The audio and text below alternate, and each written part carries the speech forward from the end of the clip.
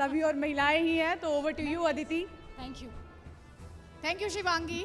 और जाहिर तौर पर जब बात की जाती है वुमेन एम्पावरमेंट की तो बात की जाती है 500 मिलियन की, और एक बड़े रोल मॉडल के तौर पर स्मृति जी रही हैं, हमेशा से इंस्पायर किया है जनरेशन्स को, हमारी जनरेशन्स को, और मेरे बाद जो जनरेशन्स आई हैं उन्हें। तो सबसे पहले तो हम गुजरात में हैं, तो स्मृति बेन केम छो? મજામાં જી, બોલો. એટલે આપણે તમને જોઈએ તો આખું ઇન્ટરવ્યૂ ગુજરાતીમાં કરીએ. No no no, I have learn.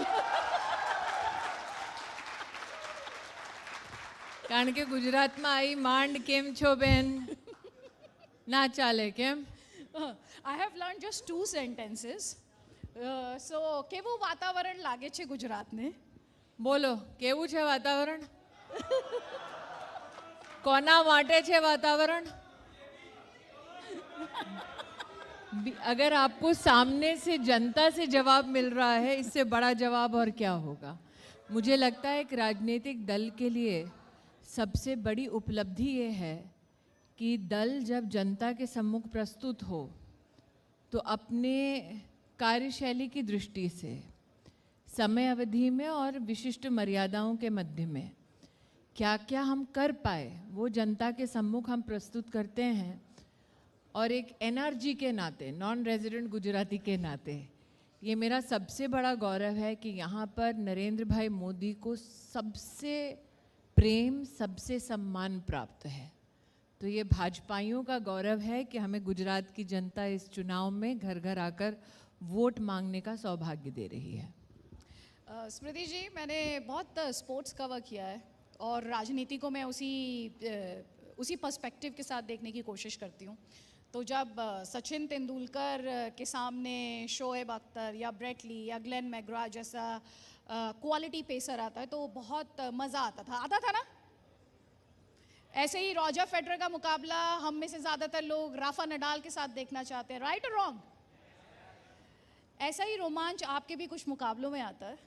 आजकल वायनाड और अमेठी की दूरी ज़्यादा बढ़ गई है। पता नहीं, मैं क्योंकि अमेठी से सांसद हूँ तो ये नहीं जानती कि जिनको चलता किया था 2019 में अमेठी से, वो अब भी भारत में क्यों चल रहे हैं। ये जवाब उनसे पूछिए, हमसे नहीं। नहीं, लेकिन वो तो आए थे, एक दिन के लिए आए थे यहाँ इस मंच पे। नो नो नो, गुजरात में आए थे। नहीं, मुझे लगा कि सूरज कुछ अलग ही दिशा से उगा होगा जब वो पहले से निर्धारित प्रश्नों का उत्तर देने किसी खुले मंच में किसी ऑडियंस के सामने अनप्रिपेयर्ड आ जाएं, तब समझ आएगा कि उस दिन सूरज दक्षिण से निकला है। अच्छा, वो ये कह रहे हैं कि भारत जोड़ना इस वक्त बहुत इम्पोर्टेंट है क्योंकि टूटा है आप और क्या? आपकी पार्टी भारत टूटा है तोड़ क्या? रहे हैं। हिंदुस्तान क्या टूट गया है? उन्होंने ये भी कहा कि मैं भारत को समझना चाह रहा हूँ। जो 18 साल से सांसद है वो संसद में 18 साल रहे लेकिन भारत को जान नहीं पाए। मतलब एक सीट जाया की उन्होंने। एक कर्मठ हिंदुस्तानी उस सीट के माध्यम से जनता की सेवा कर सकते थे जो 18 साल उन्होंने गंवाए। और 50 साल से ज़्यादा जिसकी उम्र हो चुकी हो वो ये कहे कि मैं अपने देश को आज तक जान ना पाया। आप समझ सकते हैं वो मानसिकता किस प्रकार की है। ये मिट्टी ऐसी है कि आपने जन्म लिया जनता के मध्य में, ज़रूरी नहीं नेता के नाते, साधारण नागरिक के नाते ही। हम विविध प्रकार की भाषाएं, प्रांत, संस्कार, हमारा ये सौभाग्य है कि हम सब अपने नॉर्मल कोर्स ऑफ एक्शन में सीख लेते हैं। यहाँ 20 साल के बच्चे होंगे, 30 साल के व्यक्ति होंगे, 40 साल के लोग होंगे। कोई आपको ऐसा मिला है जो कहे कि मैं अपने देश को नहीं जानता? तो ये सज्जन पहली बार ऐसे हैं जो 18 साल संसद में रहे और अपने देश को जान नहीं पाए। उनकी पार्टी तो ये भी कह रही है कि आप की पार्टी जो है घबराई हुई है। आपको उनके चंदन के टीके और त्रिपुंड से डर लगता है? किसके चंदन के टीके से?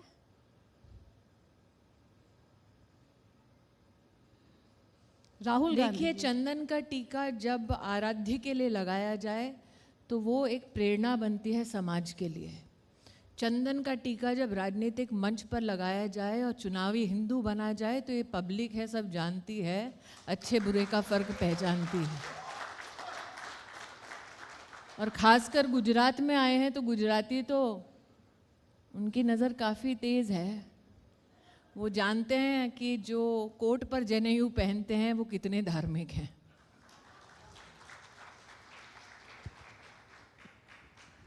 लेकिन आप वो जो कह रहे हैं कि आपकी पार्टी तोड़ रही है देश को, कहाँ? नफरत की सियासत करती है कहाँ? बीजेपी और आरएसएस। जिसने हिंदू को आतंकवादी कहा वो हमको सिखा रहा है नफरत क्या है। नफरत की सियासत किसने की? जिसकी पार्टी में एक नेता ने ये कह दिया कि देश के जितनी भी व्यवस्थाएं उसमें सबसे पहला हक किसी एक विशिष्ट धर्म का है, वो हमको बतला रहे हैं। पहले तो ये स्पष्ट करें कि ललाट पर चंदन लगाने से पहले याद किया था हिंदू को आतंकवादी कहा था?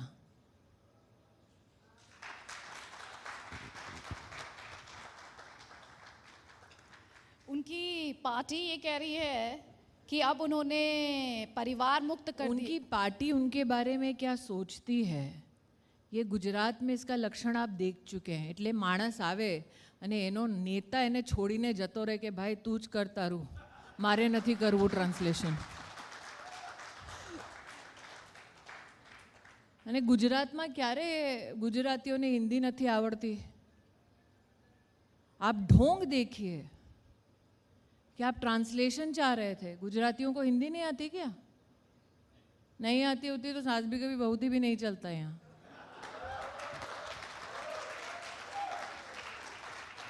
એટલે ભરતભાઈ મૂકીને ગયા કે ભાઈ બાપુ જવા દે।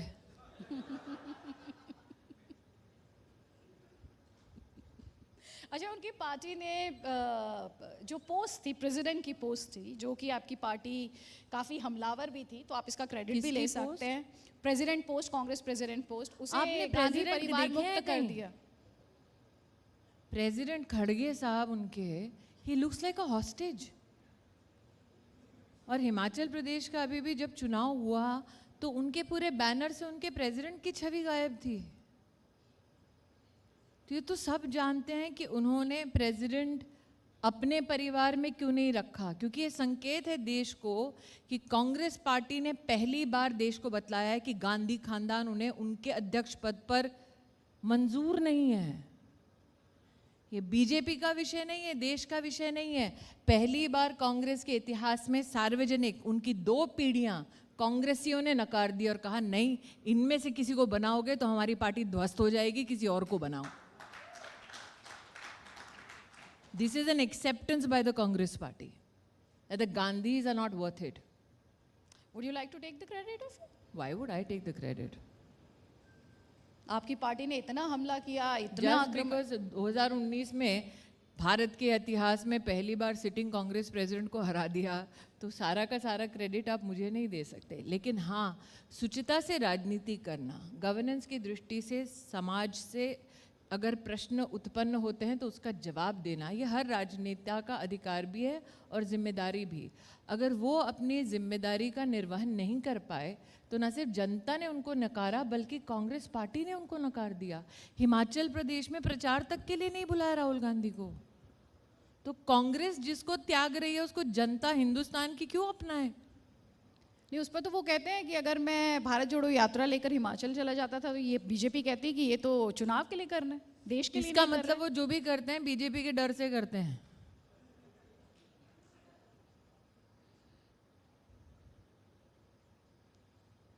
इसका मतलब उनकी इंडिपेंडेंट कोई सोच नहीं है। एक आदमी 18 साल संसद रहता है और कहता है मैं देश को नहीं जानता, और जो भी करता है उसके बाद कहता है कि मैं जो कर रहा हूँ बस केंद्र बिंदु में बीजेपी क्या सोचती है, बीजेपी क्या करती है, बीजेपी क्या कहती है। हमसे ज़्यादा नाम तो वो हमारा रटते हैं। तो चलिए, आपको सूट करते हैं, आपकी पार्टी के तो कई नेता ये बिल्कुल भी सूट कहते हैं, करते हैं। वहाँ मैं तो और लाओ और भरत भाई छोड़ के जाते रहे स्टेज, हमारे लिए तो बहुत अच्छा है। अच्छा, गुजरात की सियासी पिच की बात करें मैं, तो अभी आपने अचार की स्टोरी शेयर की थी, बहुत वायरल हुई, बहुत अच्छा लग रहा था वो अचार। तो मैं घर में अचार बना रही हूँ, बाहर मैं कीमा बनाती हूँ। मैं गुजरात के चुनावी अचार की आपसे बात करना चाह रही थी। देखिए अदिति जी, मेरे लिए गुजरात के संदर्भ में जब भी चर्चा होती है, और जैसे कि मैंने कहा मैं NRG हूँ, नॉन रेजिडेंट गुजराती हूँ, I am married to a Parsi Gujarati family. तो अगर आप उनकी आकांक्षाओं को, अपेक्षाओं को या चुनाव से संबंधित उनकी सोच को एक हास्यास्पद तरीके से प्रस्तुत करेंगे तो मुझे थोड़ा अटपटा सा लगता है, क्योंकि राजनीति, राष्ट्रनीति, ये दोनों ही बहुत गंभीर मुद्दे हैं।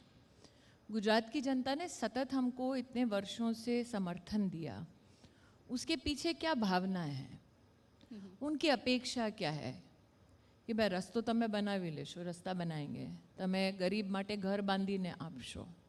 गुजरात का गौरव क्या है? 2013 में जब राष्ट्र के सम्मुख राष्ट्रीय चुनाव हुए और उसके लिए हर राजनीतिक दल में एक बौखलाहट सी थी कि कहीं भाजपा नरेंद्र मोदी को तो प्रस्तुत नहीं कर देगी, तब हर गुजराती देश भर में ये कहता कि भाई आप बिजली की बात कर रहे हैं, हमारे हर गांव तक बिजली पहुंच चुकी है। आप सड़क की बात करते हैं, हमारे हर गांव तक पक्की सड़क पहुंच चुकी है। आप सुशासन की बात करते हैं तो नरेंद्र भाई सुशासन को गुजरात में प्रशासनिक और सामाजिक स्तर पर परिभाषित करते हैं। और गुजरातियों के उस गौरव को ठेस तब पहुंची जब नरेंद्र भाई के संदर्भ में कांग्रेसियों ने कहा चाय वाला कभी प्रधानमंत्री नहीं बन सकता, और गुजरातियों ने कहा हमें करीने बतावीशु तुमने। और सतत आप राहुल गांधी की बात करती हैं, आप विपक्ष की बात करती हैं। उत्तर प्रदेश का चुनाव हुआ, उत्तर प्रदेश के चुनाव की मैं साक्षी हूँ। वहाँ इन लोगों ने क्या कहा, अरे ये गुजराती आए हैं, आ लोगों ने हटाओ यहाँ थी। मतलब कि गुजराती होना विपक्ष की दृष्टि से पाप है, गुजराती का कॉन्फिडेंट होना विपक्ष की दृष्टि से अभिशाप है। और जो लोग गुजरात और गुजरातियों को अपने अपने क्षेत्रों में गाली बकते थे, आज किस मुंह से यहाँ आकर वो वोट मांग रहे हैं? और अगर मांग रहे हैं तो उनका गुजरात की जनता क्या हश्र करेगी, वो आप चुनाव में जानती हैं। क्या हश्र करेगी? आपको क्या लगता है बीजेपी को कितनी आपके सीटें तो मिलने जा संवाद रही की हैं? शुरुआत ही हो गई थी, क्या लगता है? यहाँ पर एक भी भाजपा ही नहीं है आपकी ऑडियंस में। और ये नई जनरेशन है, बहुत सारे यंग चेहरे देख रही हूँ। इन लोगों ने वो समय देखा नहीं जब यहाँ पर गुंडों का राज था, जब कर्फ्यू होता था, जब बिजली नहीं थी गांव में। इन लोगों ने वो वक्त नहीं देखा, लेकिन अध्ययनशील हैं, कहीं ना कहीं पढ़ा है, बुजुर्गों से सुना है, और ये नहीं चाहते कि वो काल दोबारा लौटे। और गुजराती कभी भी एस्पिरेशनल है, हाथ नहीं फैलाता, हमेशा कहता है कि बस एक मौका आप दो, एक मौका दो, हम अपनी मेहनत से बनाएंगे अपने आप को, अपने परिवार को, अपने समाज को। और गांधी खानदान की राजनीति क्या रही है कि वो मठाधीश हैं राजनीति के, वो जहाँ जिसको जो बांटेंगे, आपको उनके अधीन रहना है, हाथ जोड़कर है। गुजराती नमे नहीं, એટલે નમો છે વડાપ્રધાન।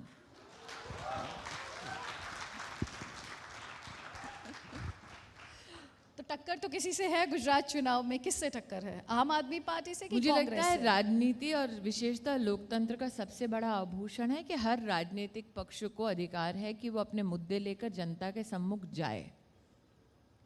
हाथ वाले तो विदा हो चुके हैं, झाड़ू वाले आए हैं। इन झाड़ू वाले क्या लेकर आए हैं,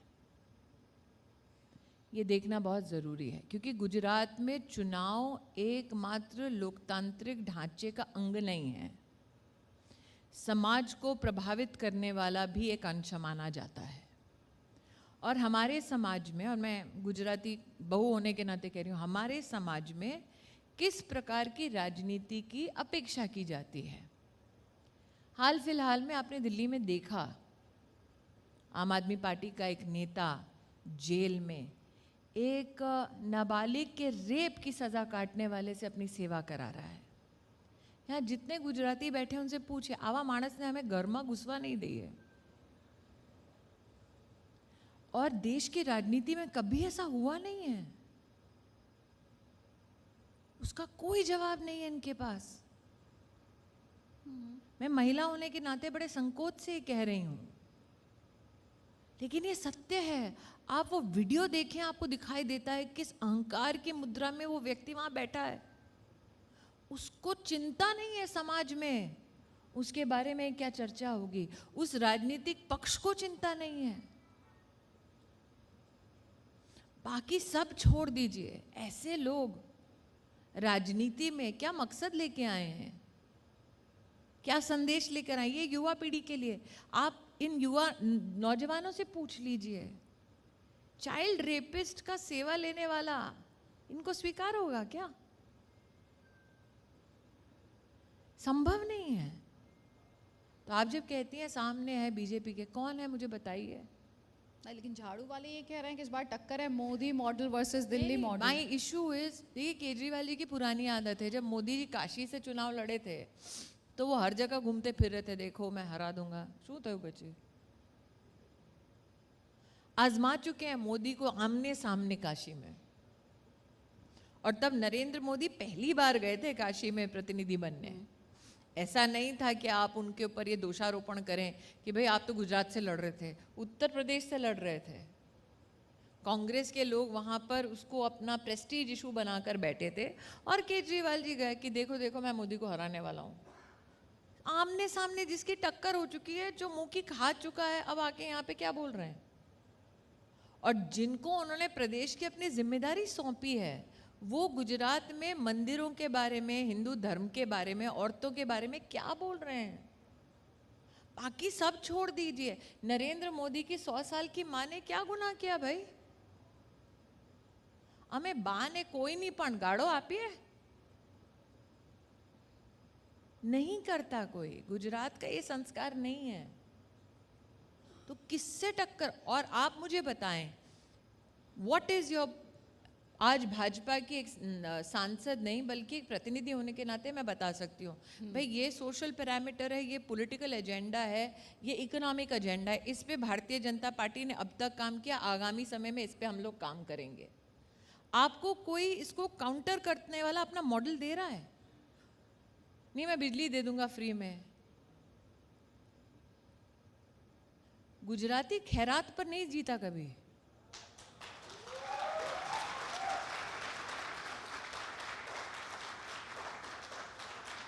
तो कुल मिलाकर ये इलेक्शन जो है गुजराती अस्मिता का इलेक्शन है। बात अस्मिता की नहीं है, बात कॉन्शियसनेस की है, जिम्मेदारी की है। ये जिम्मेदार नागरिक यहाँ बैठे हैं, इनको पता है कि ये देश कोविड के बाद कैसे उभर रहा है, वैश्विक क्या आर्थिक परिस्थिति है, ये जानते हैं। दे वेल रेड, दे वेल इन्फॉर्म्ड, और ये जानते हैं कि अगर ये जो रेवड़ीवाल जी कर रहे हैं उसका आर्थिक परिणाम क्या होगा। और ये बोझ जो है इस जेनरेशन को आगे उठाना पड़ेगा। साल 2008 में मनमोहन सिंह जी का एक ऑन रिकॉर्ड वक्तव्य है कि आज कांग्रेस पार्टी फ्यूल को लेकर जो जो काम कर रही है उसका खामियाजा आने वाली पीढ़ी को भुगतना होगा। 1,30,000 करोड़ का बिल छोड़ गए थे वो हमारे लिए, उसमें से 93,000 करोड़ अब तक हम लोग पे कर चुके हैं। तो क्या इस जेनरेशन के लिए आगे बोझ बढ़ाकर जाना है या कम कर कर जाना है इनके लिए बोझ? लेकिन उनका आर्ग्यूमेंट ये है कि अगर स्टेट कमा रहा है तो जनता को वापस देने में क्या दिक्कत है? स्टेट कमा रहा है तो कहाँ जा रहा है?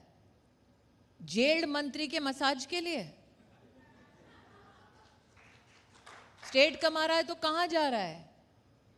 कि उनका एक मंत्री बैठकर दारू के लाइसेंस में पैसा खा सके? आप अगर केजरीवाल जी की बात कर रहे हैं, मैं आज दंगे की चोट पर कह रही हूं, आरटीआई का एक जवाब है, उन्होंने अपने विधानसभा के विस्तार में 7 साल में एक स्कूल नहीं खोला। स्टेट कमा रहा है तो कहाँ है वो पैसा? अपने विस्तार में ना स्कूल खोलते हैं, ना स्कूल जाते हैं, ना कोई व्यवस्था देखते हैं। 600 से ज्यादा वहां झुग्गी झोपड़ियों का क्लस्टर है जहां पीने का पानी नहीं है। तो स्टेट कमा रहा है, कहाँ जा रहा है? पंजाब में जहां उनकी सरकार बनी वहां पर प्रशासनिक अधिकारी कह रहे हैं अरे मेरी तनख्वाह दे दो टाइम पर। जा रहा है, हाँ बहुत सारी जगह पर एडवर्टीजमेंट के लिए पैसा जा रहा है निश्चित रूप से, वो तय करते हैं मेरे लिए ये जर्नलिस्ट आएगा, वो जर्नलिस्ट आएगा, मुझे ये पूछोगे, यहाँ ऐसे पूछोगे। जब से सत्येंद्र जैन जी वाला वीडियो बाहर, मैं जी कह रही हूँ अभी भी जब से वीडियो आया, आपको दिखे हैं कहीं पे जवाब देते हुए सीधा? नहीं दिखेंगे। एक मंच तैयार करवाएंगे जहां पर प्री ऑर्डेन्ड क्वेश्चन उनसे पूछा जाएगा, अच्छा अच्छा बोल के निकल जाएंगे। और अगर हिमाकत की किसी पत्रकार ने, और दिस इज द मोस्ट, मैं सबको जनता को बताना चाहती हूँ, this is the most well known secret in the media business, एक जर्नलिस्ट ने अगर गलती से उनके खिलाफ कुछ बोल दिया, वो जर्नलिस्ट नौकरी से जाएगा। अभी थोड़ी देर पहले राघव चड्ढा थे, राघव चड्ढा यही बात आपकी पार्टी के लिए कह रहे थे। कहाँ भाई, डेली तो मोदी को गाली देते हैं इतने लोग।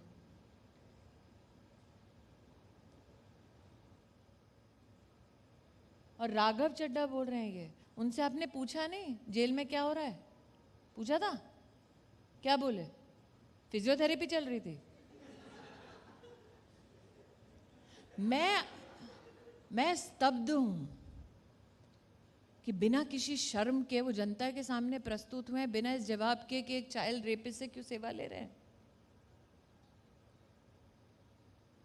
और वो आए, आपके सम्मुख बैठे, और यहां कोई उत्तेजित नहीं हुआ, किसी ने नहीं पूछा। आप सोच सकते हैं उस लड़की जिसका बलात्कार हुआ, जिसके बलात्कारी ने ये सब किया, उसका परिवार क्या सोच रहा होगा कि भैया इसने तो मंत्री के साथ अपना कांटेक्ट बिठा लिया है। Can you imagine that family?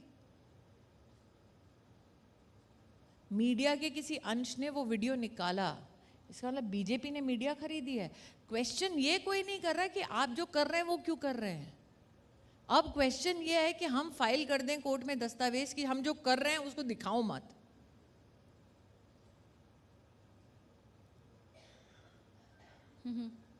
अच्छा, वो हिंदुत्व के ट्रैक पर भी हैं। आप राम मंदिर बनवाया, वो कह रहे हैं वो मुफ्त अयोध्या यात्रा करवाएंगे, वो ये भी कहते हैं नोट पर लगाइए लक्ष्मी जी गणेश जी की तस्वीरें। आजकल एक बार भगवान का अपमान कर दिया, उसके बाद ताबड़तोड़ भागे, अगले दिन दिवाली का अगले दिन भागे। अच्छा, हम मोदी जी से ये निवेदन कर रहे हैं। रामलला के मंदिर के संदर्भ में जब आने वाला था वर्डिक्ट, तब कह रहे थे भाई कोई मंदिर मत बनाओ, अब यात्रा करवा रहे हैं। उनको लगता है उनका दोगलापन कोई ट्रैक नहीं रख रहा है क्या? जो रामलला का मंदिर नहीं बनवाना चाहते थे, आपके मंच पे आज आके कह रहे हैं हम यात्रा कराएंगे। हाँ, भगवान के सामने तो झूठ ना बोलो।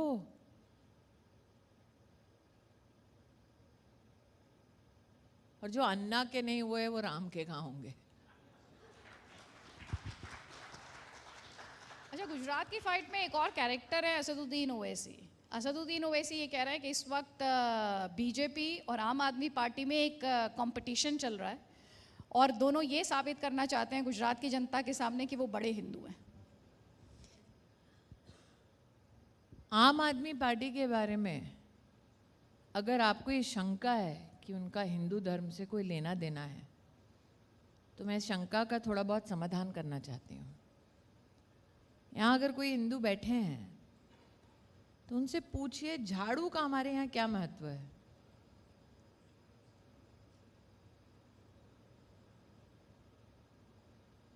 धर्म की दृष्टि से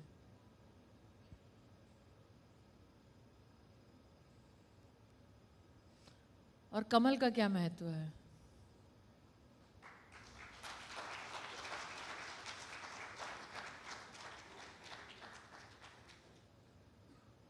विषय ये नहीं है हिंदू कौन, हिंदूवादी कौन।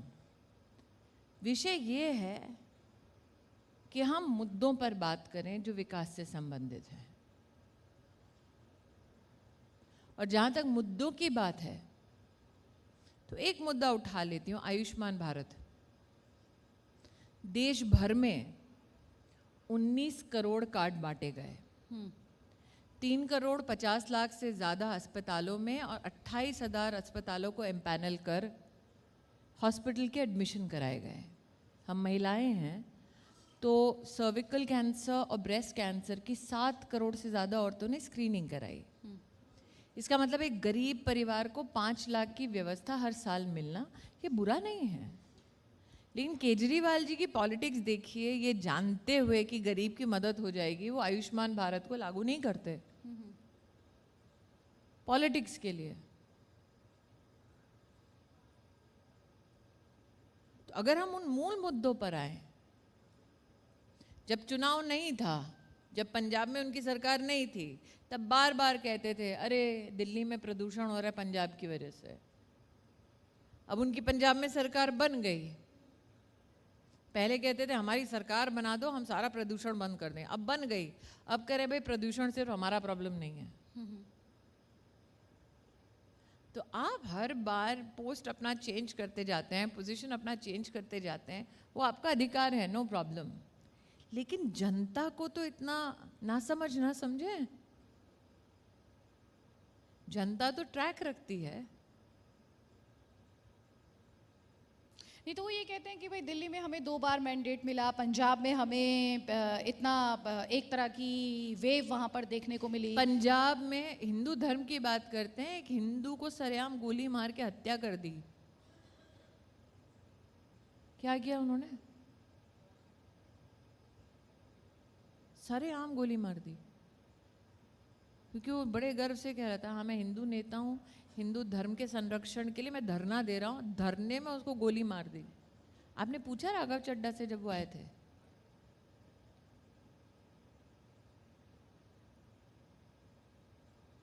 या तो सर तन से जुदा हो जाता है, या तो सार्वजनिक गोली मार देते हैं, या तो हमें आतंकवादी बोलते हैं। तो ओवैसी साहब तो छोड़ दीजिए, क्योंकि अगर ओवैसी साहब के और उनकी पॉलिटिक्स के बारे में किसी को कुछ समझना है तो यूट्यूब काफ़ी है, जाइए देखिए क्या बोलते हैं।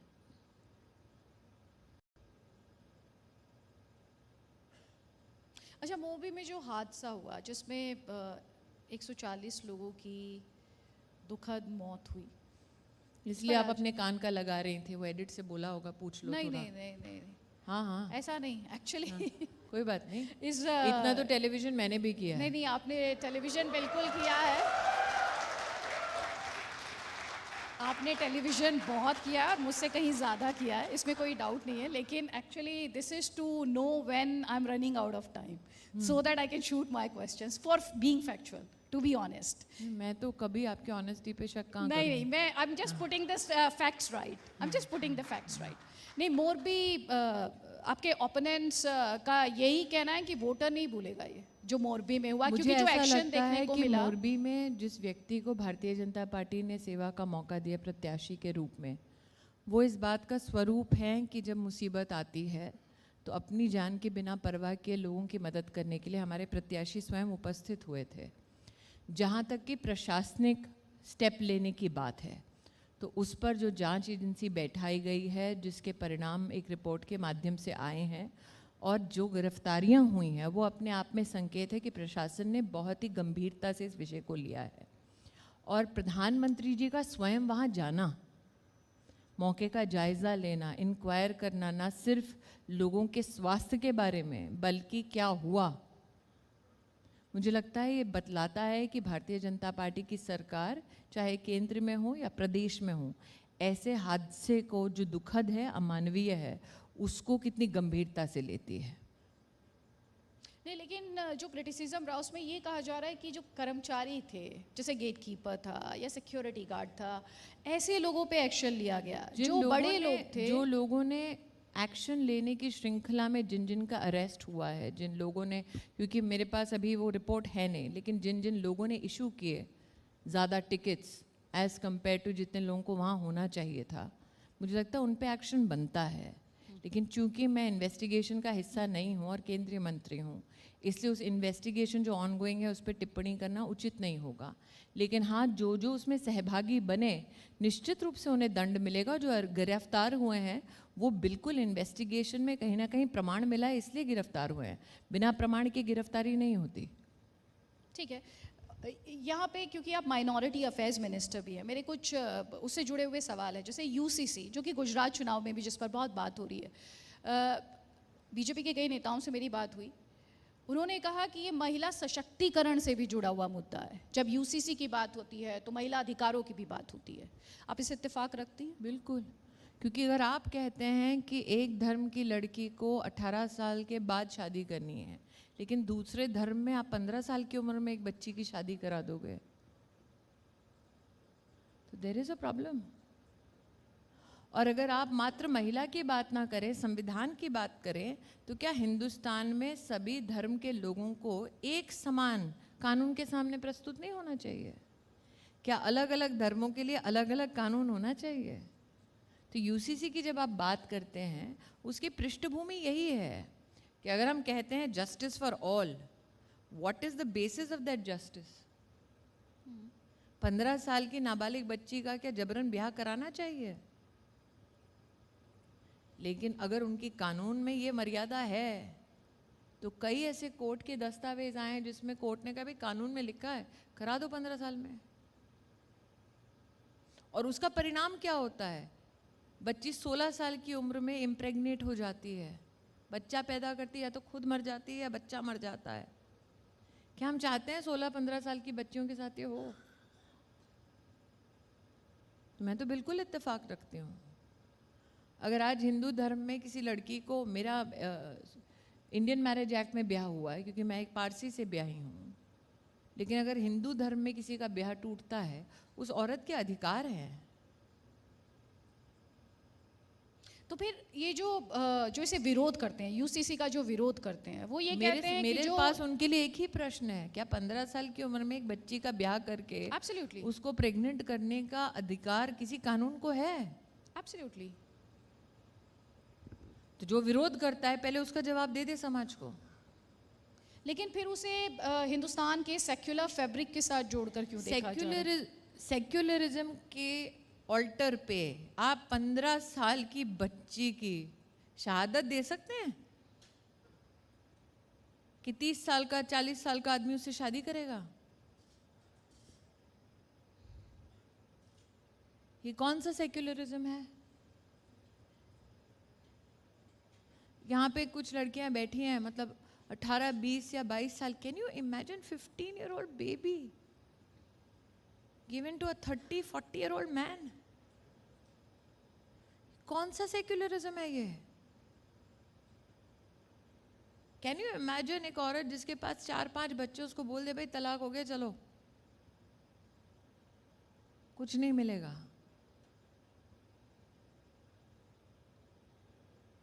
तो कौन सा सेक्युलरिज्म है जो 15 साल की लड़की को हवाले करना चाहता है किसी के?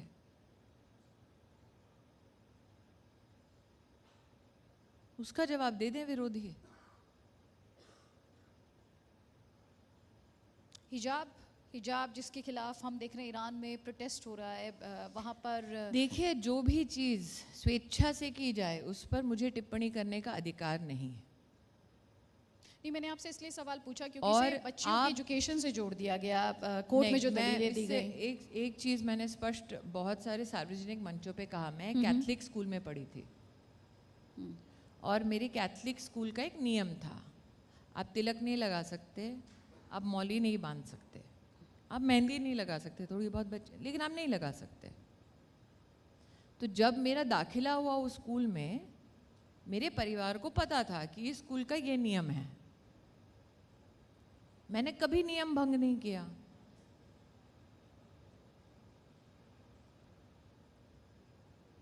मेरे बाप आप कभी कोर्ट में नहीं गए, हम हिंदू हैं जी, हमने स्कूल में डालते वक्त हमको पता था कि ये नहीं मौली पहनने देंगे, लेकिन अब हमको पहनना है। मैं एक पारसी से ब्याही हूँ, पारसी धर्म में नियम है कि जो पारसी नहीं है वो मंदिर में नहीं जा सकता।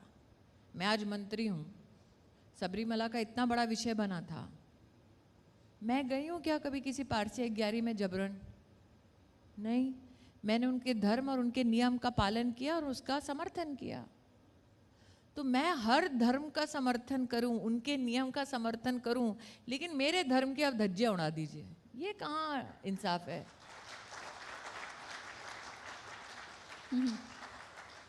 और अगर आप एक व्यवस्था का हिस्सा हैं, if you have chosen to be a part of an institution which has set rules, जब हमारे कैथलिक स्कूल में तो ये भी कहते थे नीज के नीचे 2 आपका इंच स्कर्ट होना चाहिए,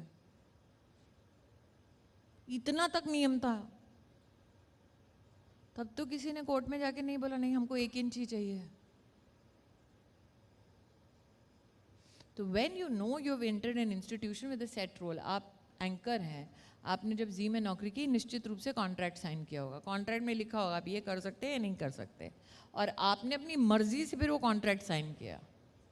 बाद में आप कह सकते हैं क्या नहीं जी मेरा आज मूड बदल गया है? नहीं कह सकते।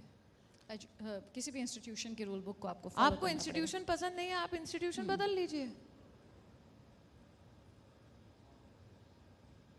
मेरे कैथलिक स्कूल में कहा आप जाइए कैटेकिज्म की क्लास में, मैंने कहा मैं नहीं जा सकती भाई, मैं हिंदू हूँ। प्रिंसिपल ने बुलाया माँ बाप को, ये छटाक भर की लड़की कह रही है। माँ बाप ने कहा हाँ जी साहब ये नहीं जा सकती। स्कूल ने कहा ठीक है। इंस्टीट्यूशन से भी अगर चर्चा करनी है, और इंस्टीट्यूशन सारे के सारे रिजिड नहीं होते, लेकिन एक मर्यादा है जिस फ्रेमवर्क में हम सबको जीना है, सामाजिक समन्वय बनाकर। Smriti ji, I am enjoying talking to you. मेरे लास्ट 2 सवाल है और थोड़ा सा टाइम का कॉन्स्ट्रेन है। 2024 में स्मृति ईरानी अमेठी, रायबरेली या वायनाड? स्मृति ईरानी सिर्फ अमेठी की वजह से स्मृति ईरानी नहीं है। नहीं, सिर्फ जानना चाह रही हूँ 2024 उल्टा में। करिए प्रश्न, 2024 में कौन आने वाला है अमेठी?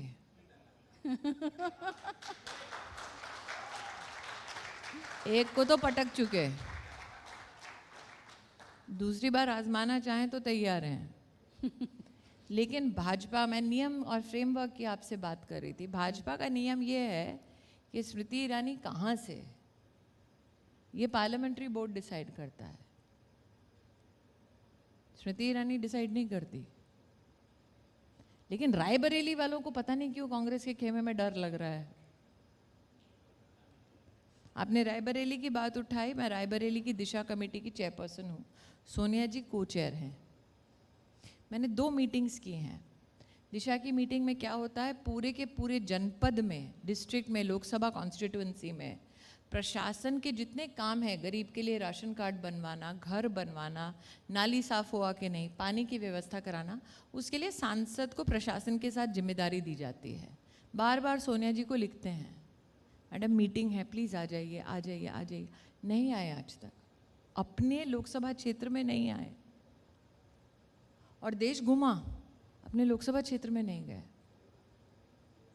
तो जो समय हमेशा अहंकार की मुद्रा में रहते हैं, डर उनको लगना चाहिए, मुझे क्यों लगेगा?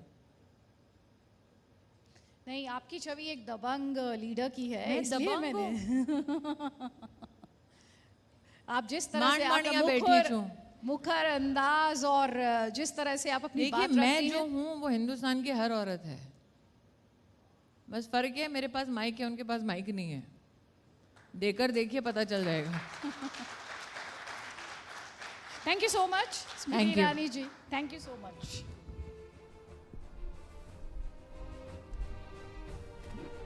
बहुत बहुत धन्यवाद अदिति, आपका भी, स्मृति जी आपका भी बहुत बहुत शुक्रिया। हर सवाल का बेबाकी के साथ आपने जवाब दिया, और